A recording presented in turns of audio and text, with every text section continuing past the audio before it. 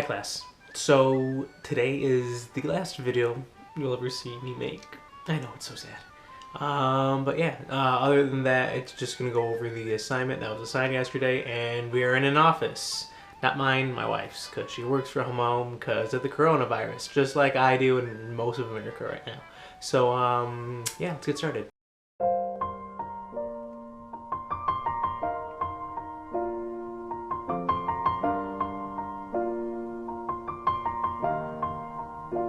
It's been a long day without you, my friend, and I'll tell you all about it when I see you again. We've come a long way from where we began. Oh, I'll tell you all about it when I see you again. When I see you again. I'm gonna do this in one take. Usually it takes a lot of takes and I edit it, but I'm lazy today, so we're just gonna go through it the whole thing, so you're gonna see all my mistakes. How does that sound? Alright, so I'm gonna read off the assignment. So Mr. Crab wants to make Bikini Bottom a nicer place to live. He has created a new sauce that he thinks will reduce the production of body gas associated with eating Krabby Patties from the Krusty Krab. He recruits 100 customers with a history of gas problems. He has 50 of them, Group A, eat Krabby Patties with the new sauce. The other 50, Group B, eat Krabby Patties with sauce that looks like new sauce but really isn't, just a mixture of mayonnaise and food coloring. Both groups were told that they were getting the sauce and that they would reduce gas production. 2 hours after eating the Krabby Patties, 30 customers in Group A reported having fewer gas problems, and 8 customers in Group B reported having fewer gas problems. So that was a little passage. Question 1. What are the common variables between the two groups? Okay, they're both number size, so they both have 50. 50 per group.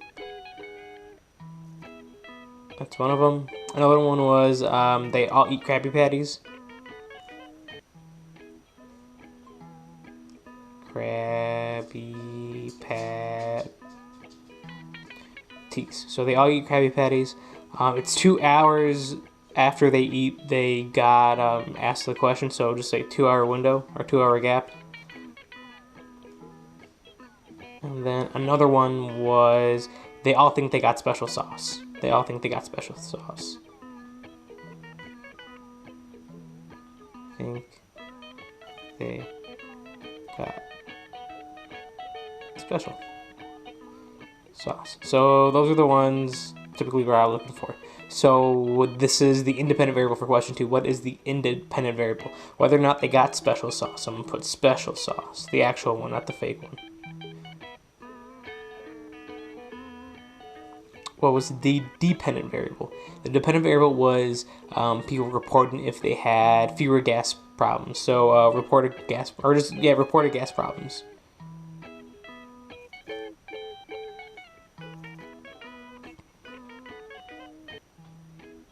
So that was for 3. 4. What would Mr. Crab's conclusion be? All right, so if we look at this, 30 customers in Group A reported having fewer gas, so that's 30 out of the 50 in Group A, while only 8 out of the 50 in Group B reported having fewer gas problems. So his conclusion should be based on his data and how it relates to his dependent variable. Because of his independent variable, which was a special sauce, his conclusion should be the special sauce worked. So special sauce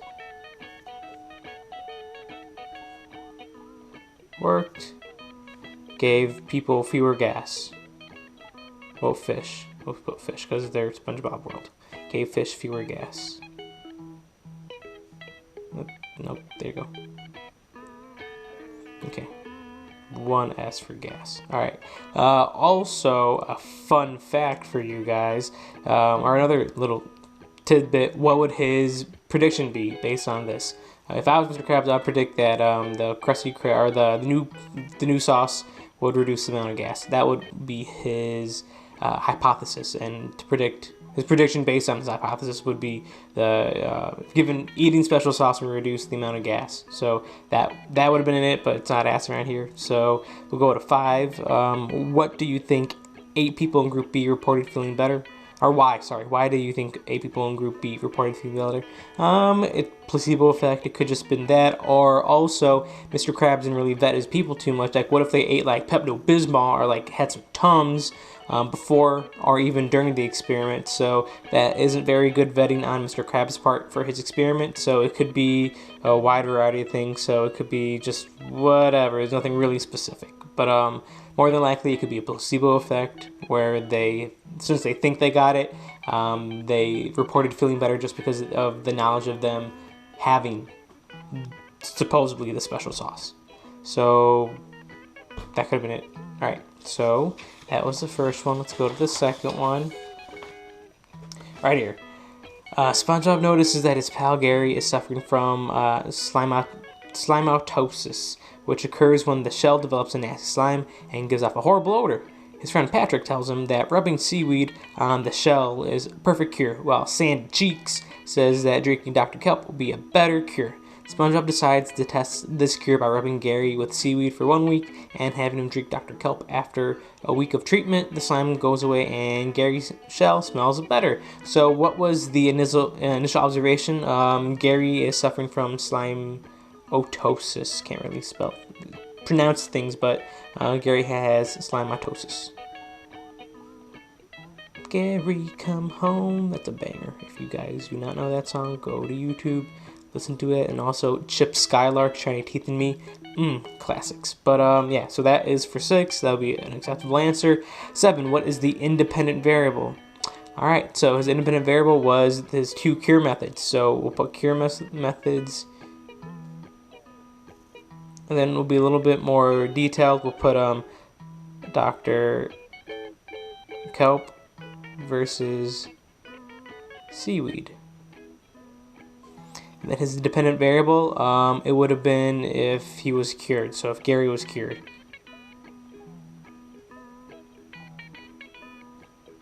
Gary was cured.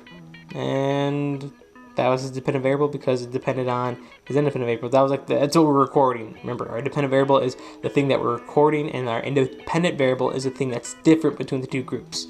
So, the 2 groups in the experiment. So, what would SpongeBob's conclusion be? Newsflash for you guys, if you couldn't figure it out. He did this during the same time. So, he used the Dr. Kelp and he used seaweed on Gary. So, unfortunately, we don't know which one worked because he did both of them at the same time. He rubbed the seaweed and he also drank Dr. Kelp for the week. What SpongeBob should have done was had 2 different snails, Gary and his arch nemesis Larry. No, Larry the lobster. Gary and Jerry. Yeah, Jerry. Remember Jerry was the other snail he got or whatever in that one episode? Anyways, so it was Gary and Jerry. If they both had slimatosis, and then he could have tried one on Gary and the other one on Jerry. But unfortunately, SpongeBob didn't do that, so we cannot have a good conclusion. So can't conclude. I think I should spell it a cure, and then you just write down because both of the independent variables were given at the same time to the same group, to the same test subject, which was Gary. So that's what it was. This group size essentially was only 1 compared to, remember, Mr. Krabs, he had 2. He had 2 groups of 50. Unfortunately, we only had 1 group of 1. We only had 1 thing to test this on. So this wasn't a very good experiment. It wasn't a very good experimental design. He didn't do a good job, SpongeBob, but it's okay because we love him because he's porous as he can be. All right, so this is the last one. Larry was told that a certain muscle cream, yeah, I never know how to spell it, so I say muscle, and that's how I remember. But anyways, muscle cream was the newest best thing on the market and claims to double a person's muscle power when used as part of a muscle building workout. He and Harry the whale both buy the cream. Harry being impatient, uses double the recommended amount, while Larry uses the recommended amount. After a month, Harry grew 4 times bigger, while Larry only grew 2 times bigger. Interested in this observation, he buys more, Larry does, of the special muscle cream and recruits Patrick and SpongeBob to help him out in an experiment. Larry develops a special marshmallow weightlifting program for Patrick and SpongeBob. He meets with them once every day for a period of 2 weeks and keeps track of their results. Before each session, Patrick's arms and back are lathered in the recommended amount of muscle cream, while SpongeBob's arms and backs are lathered with double the recommended amount.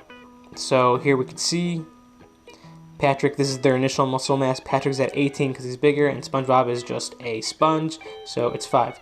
You guys may be wondering, why are we using kilograms? Because in science, we use kilograms, we don't use pounds. We use the metric system, not the empirical system that we do. Metric, go metric all the way. So that's why we use kilograms. So we could see that this is the result. So the difference between these two is unfortunately only 2 kilograms. The difference between those two is 2 kilograms. Because you need to do this in order to understand if Larry's prediction was right or wrong. So the difference between those is actually 4 kilograms of muscle mass, and then the difference between that is 4 kilograms as well. So before we even go to the questions, just by doing this part, because you're going to need to do it later on, because you have to find out if Larry's hypothesis was true, that if you let's go to this first. Okay, so 10. What should Larry's question be about the observation for the muscle cream? So his observation, remember, Larry chose the recommended amount, and then Harry did double that. So his question should be, why did Harry grow more than me? Something like that. Like, why did Harry get more muscle mass? Harry grow bigger. Something along the lines like this would be an acceptable question for Larry, because remember, that was the observation, the question. The observation was that Harry grew bigger, so a question to that is, why did Harry grow bigger? Or another one could be, if you put double the amount of cream, do you get double the amount of muscle? Anything that indicates something like that would be fine. So what should Larry's hypothesis be? If you do the double the amount of cream will equate to double the amount of muscle. So 2 times cream amount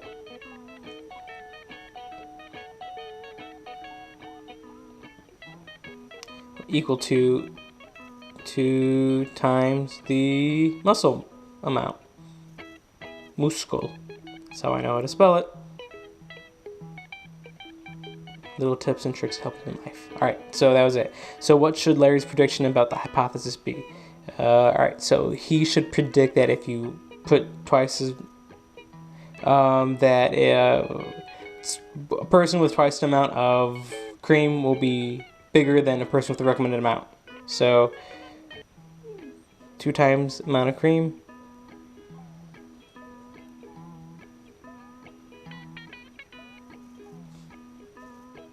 would equal to, it's basically the same thing up there, and then we'll have to just add the, like recommended amount, you'll get half that, you get half the muscle.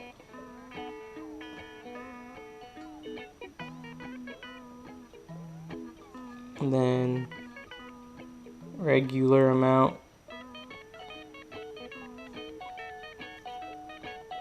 equal to regular muscle growth. My dog's angry. I don't know why he's angry. Okay, what is the independent variable? Independent variable is the amount of cream. Because remember, Patrick up here, he only got the recommended amount, while SpongeBob got double. So, amount of cream should be the independent variable, and we gotta go on the back for the last one. What is a dependent variable? So their workout schedule is actually the same. Workout, and then the time, and then the time that the amount of time they're working out, and then also we can put the brand of cream too. Even remember anything that's the same. So if you have more that's the same between 2 groups, fine, go for it. All right, so 15. What should Larry's conclusion be, and was his hypothesis right? So if Larry's Blair's hypothesis was, more cream, more muscle, regular amount of cream, regular amount of muscle mass. That's great. So that's where we had to get to this part. You need to kind of decipher the data, because how are you supposed to know how much muscle Patrick grew compared to SpongeBob if you didn't find out the difference between week 1, week 2, and the initial mass? So he's really angry. So you had to just figure that out. So just, Oliver, be nice. Shh, please. I'm trying to teach class. The children need it. He doesn't care about you guys. I'm sorry. So it's gonna be 2 for each week, basically, and 4 for SpongeBob. So clearly by this, SpongeBob grew double the amount Patrick did. So you could say, what his conclusion be? So SpongeBob grew 2 times as much as Patrick. Well, Sponge grew 2 times the amount of muscle mass than Patrick. Okay, and then his hypothesis is right. Yes, more cream, more muscle, basically.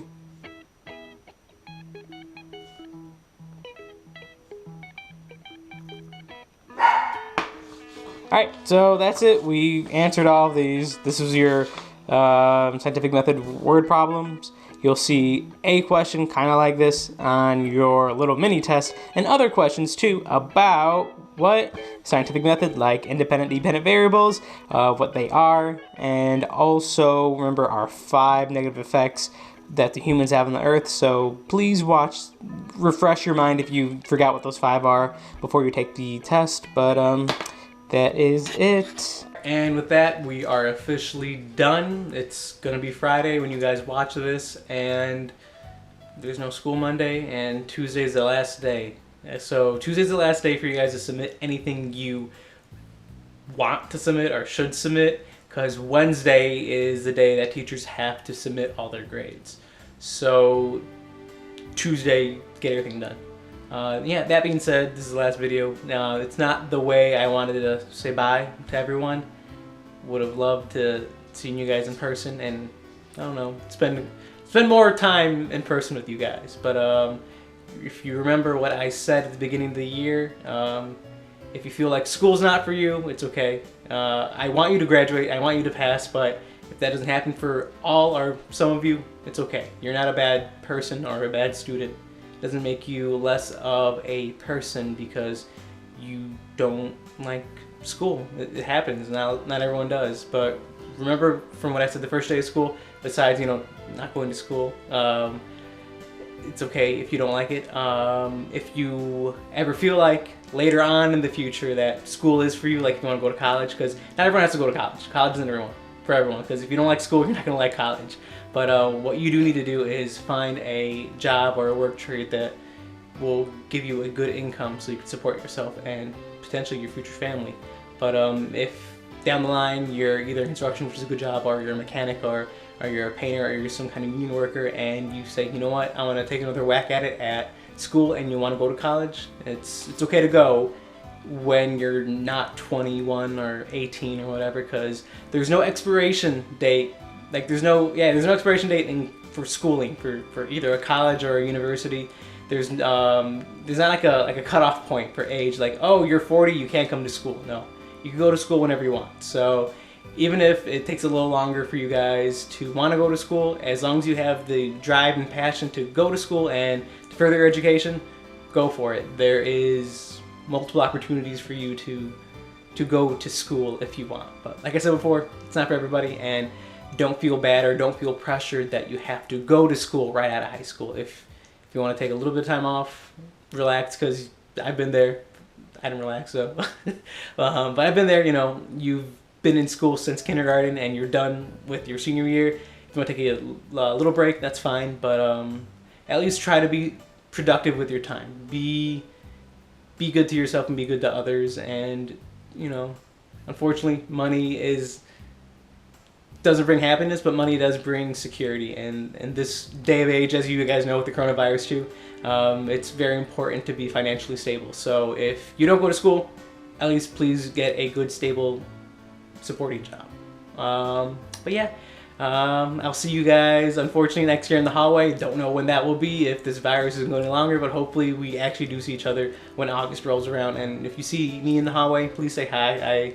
I like to see you guys in the hallway, and we'll wave or we'll make a little chat or whatever. If you have lunch off and I have lunch off, we'll do something. Or if you just want to say hi, you can come to my classrooms if you know where I'm at and say hi for a little bit, but please leave because I do gotta teach. Other than that, sad to say, but this is it. I'll see you Tuesday. We'll either watch a movie or we'll play a game. So bye and have a wonderful time, and if I don't see you ever again, do good in life.